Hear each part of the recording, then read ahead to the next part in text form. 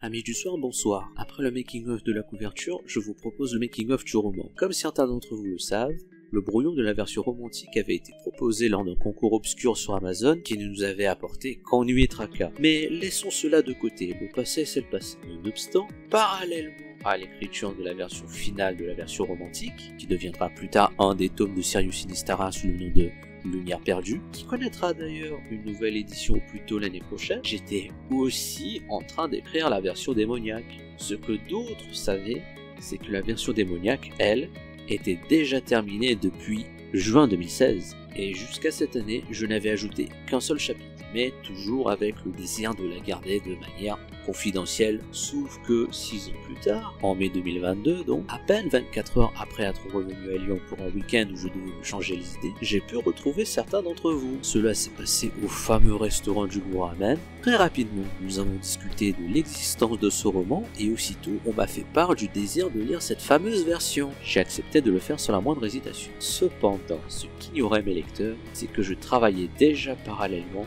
sur une réécriture de ce roman et que je voulais le publier sous un autre nom et un autre pseudo. Mais, puisqu'on m'avait soumis le désir d'utiliser la couverture d'origine, j'ai simplement décidé de me simplifier la tâche, fusionner les deux projets. Et là, ce qui devait devenir un simple transfert sur Amazon s'est transformé en une petite course contre la montre. Car en effet, il fallait alors intégrer les nouvelles versions des chapitres, en écrire la suite, réécrire certains ou en supprimer. Et il n'y a que la fin alternative qui n'a eu que des modifications mineures.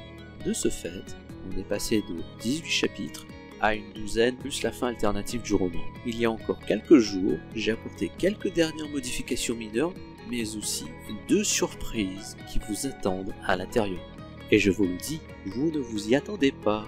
Voilà, je ne vous en dis pas plus. Maintenant, je compte sur vous pour le lire et me faire savoir ce qui vous a plu. J'ai hâte d'en rire avec vous, car comme je l'ai dit pour le making-of de la couverture, il n'était absolument pas question de se contenter de juste faire une mise à jour du démon de l'amour, ni de faire un roman conventionnel. Le but de l'écriture de ce roman est d'en faire un réel moyen de divertissement, divertir d'une manière ou d'une autre, qu'elle vous soit agréable ou pas. Car je conclurai ce making-of ainsi: s'il est vrai que je publie ce roman pour faire plaisir à mes lecteurs les plus fidèles, mon but en tant qu'écrivain depuis l'an dernier n'est plus ni de séduire, ni de plaire, et encore moins à toute la francophonie, mais tout le contraire, écrire selon ma ligne éditoriale, qu'elle plaise ou non. Si elle vous plaît, discutons-en, rions-en, et si cela ne vous plaît pas, faites comme moi, revendez le bouquin ou donnez-le à votre voisine en manque.